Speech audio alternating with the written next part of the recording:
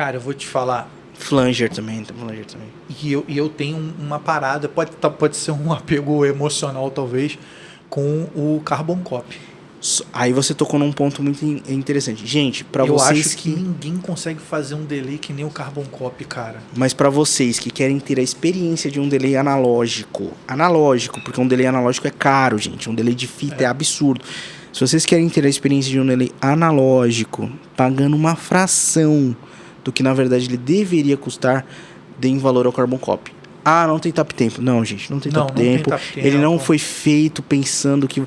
O cara que fez isso, ele não pensou que você ia querer alterar o tempo 8 vezes do decor da música, velho, tá ligado? Fica futucando. Tipo... o BPM gente, ali. O delay foi inventado basicamente pra vocês tocar, fazer um acorde. E na transição de um acorde pro outro, nós não sentirmos essa troca. Boa. Hoje o delay está sendo usado de outras formas e tudo mais. E aí o The Edge aí zoando todo mundo, usando pedais vintage raríssimos em cascata e criando delays que ninguém vai usar, tá ligado? Só ele naquele contexto. Entendeu? Você compra aquele pedal pra tocar YouTube. É que o The Edge usa os... Como é que é o nome lá? Os eletroharmônicos caríssimos. É o... Não. Memory Man. Isso. Ele usa uns Memory Mans absurdos. Tipo, aquele estúdio lá dele, lá no Farol, ele tem uns delay de fita lá que ninguém usa aquilo, tá ligado? Cara, tipo, eu falo do Carbon Copy, porque, por exemplo, eu já toquei... Mas é bizarro o Carbon Copy, é muito bom. Então, eu já toquei no Flashback. E eu não gostei. Mas o Flashback já é digital. Muito. Mas é um digital... Ele é um digital querendo ser um analógico. Isso. Eu não curti. Eu falei assim, cara, é estranho, porque assim...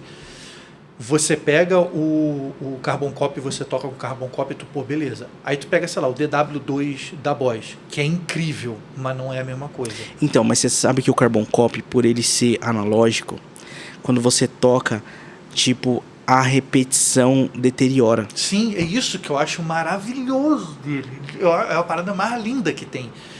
E que eu já toquei no El Capitan da Strymon, que Sim. você consegue escolher até a idade da fita. Isso é uma parada que eu acho lindíssimo também. Eu gosto muito desse pedal. Esse pedal é muito bom. Tá meio esquecido ultimamente, mas, gente, ó, deixa eu falar. Um pedal de dele, Vocês estão viajando aí, pedalzaço. Mas, cara, o Carbon Copy é bizarro, porque eu já toquei um monte de pedal dele. Eu falo assim, cara... É que o Carbon Copy é um bagulho que não tem como, velho. Então, se eu colocar todos na lista, talvez o Carbon Copy também seja o meu predileto. Mas hoje, se eu tivesse que escolher um pro setup, talvez o El Capitan seja uma coisa que eu colocaria pelo fato de, tipo assim, ele me promove vários delays. E eu tenho, apesar de não usar tanto, o tap tempo lá. Tem lá o infame tap tempo. Mas, por exemplo, quando a gente trata de delays digitais, que nem eu falei anteriormente, na minha opinião, os meus prediletos é o DD7. Que é muito bom. Muito bom, mas a gente ali entende que ele é um delay digital, não querendo ser um delay analógico. Isso. Beleza? E eu acho que é isso que torna ele tão único. Tão único. Porque assim, cara, é isso. Ele falou, eu sou digital, não tô tentando ser outra coisa, vou ser o melhor delay digital que eu posso fazer. E outra, eu gosto do DL4 também. Eu acho que ele marcou muito. Eu acho que ele usaram em muitos discos assim que eu julgo importante pra mim. Uhum. Então, tipo, por exemplo, pra quem não sabe, né, gente, porque eu já fiz o setup dos caras. Thiago Castanho, Marcão usaram muito isso no Charlie Brown mesmo, tá ligado? Tipo, é marcadaça deles esse delay específico. Hoje em dia eles estão usando outras coisas, mas foi gravado de DL4, então... Mas, poxa, você tocou num assunto muito peculiar, porque, ó, esse pedal hoje é meio esquecido pela galera, é vendido por uma fração do que ele já custou, mas o Carbon Copy é maravilhoso. O Carbon Copy é lindo. Ó, só pra gente não deixar de falar, porque a gente já tá aí com umas 2 horas de podcast, eu vou pegar ali um outro amplificador pra mostrar aqui pra galera, e pra você poder falar dele. Pera aí.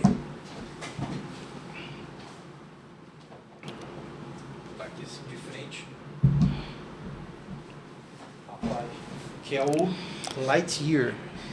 Lightyear Fala aí desse ampli, cara. Partiu da ideia do Lighting, que é um ampli matchless, né?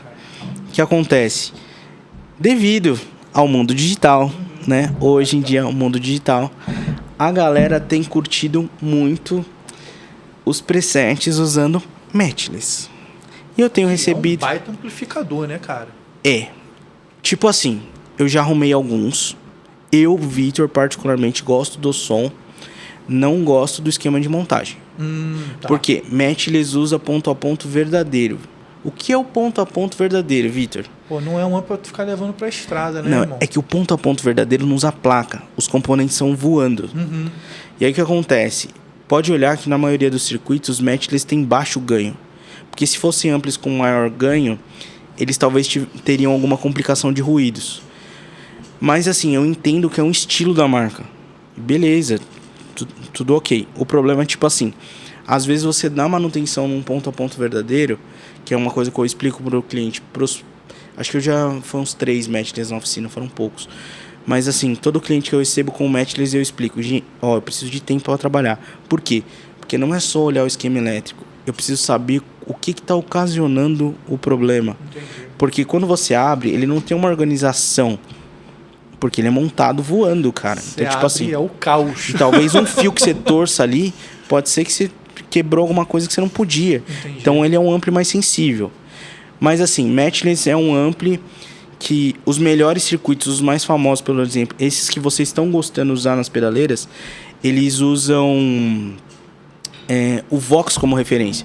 Só que Matchless elevou o Vox a outro ponto. Tipo, as saturações. Tipo assim, ele é um ampli diferente mesmo. Você diria que talvez o Matchless é para Vox aquilo que o Friedman é para Marshall, do JCM 800? Eu acho que sim. Essa evolução. Essa evolução, Essa né? evolução. Muito legal. Tanto que, tipo assim, se você comparar alguns dos circuitos, assim, vocês veem que bebeu muito na fonte do AC30, mas desenvolveu pro outro lado, assim. Entendi. Mas assim, né, tipo, eu acho que Matchless também, como um boutique, ele conseguiu lugar ao som de uma maneira própria, assim, porque pelo lance do ponto a ponto verdadeiro. Como eu falei, gente, eu não gosto, mas beleza. Um ponto a ponto verdadeiro, por ter partido de um ampli X, mas ter...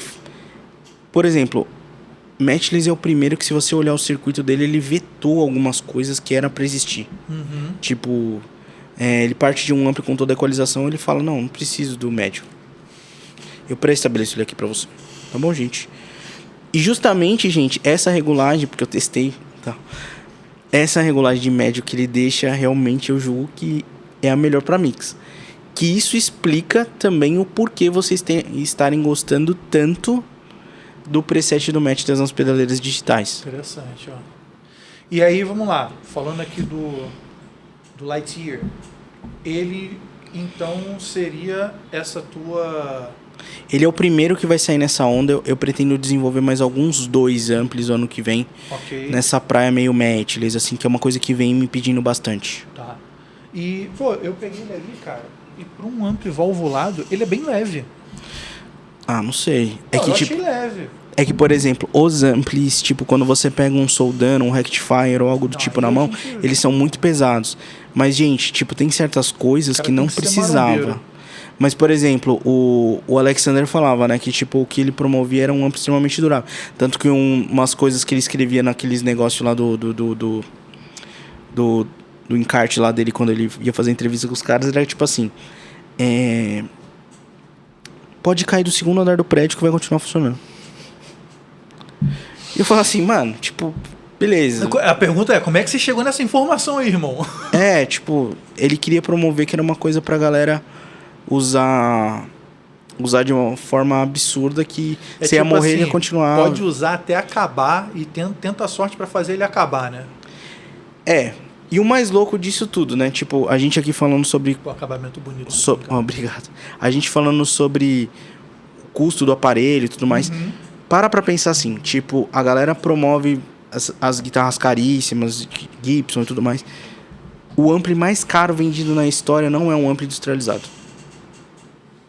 O ampli mais caro vendido na história é o Dumble, que é um ampli montado por um cara, igual muitos, que nem eu, dentro de uma oficina, é o ampli mais caro vendido na história. Isso eu falo assim, um ampli em linha, tá, gente? Não tô falando, tipo, um ampli que foi do Steve Vai, do tipo de um... Sim, você não tipo, tá... Não é um ampli que fez história, tô falando de um amplificador que era feito dentro de uma oficina, é um boutique. Então, tipo, são coisas assim que às vezes foge meio da galera assim. Mas é uma coisa tipo quando você viaja, que você tem contato com a cultura lá na raiz e tudo mais. Você escuta principalmente a galerinha de cabelo branco te explicando as coisas, como eles faziam e tudo mais. Você vê que a gente ainda tem muito para aprender aqui, tipo, mas e principalmente, né? Acho que foi o Pedro me fala muito isso, né? Que não ofende muito ele um gringo, não entusiasma tanto ele um gringo usando um pedal nosso, mas ofende muito ele um brasileiro usando um pedal gringo achando muito melhor que o nacional. Isso aí, eu tenho que concordar. Mas aquilo que a gente fala aqui sobre, só para concluir, falando sobre as guitarras e tudo mais. Galera, deem valor aos profissionais aqui do Brasil. Eu falo não só dos caras que constroem amplis e guitarras e tudo mais, também a galera que tá aí ensinando guitarra para vocês. Tipo, teve que estudar muita gente, aprender lá na raiz muita coisa para mastigar e entregar para vocês um conteúdo pronto e bom aqui no Brasil. Com certeza. E vamos lá, só pra gente poder fechar aqui, eu vou pegar esse cara e vou botar aqui na frente pra gente poder falar.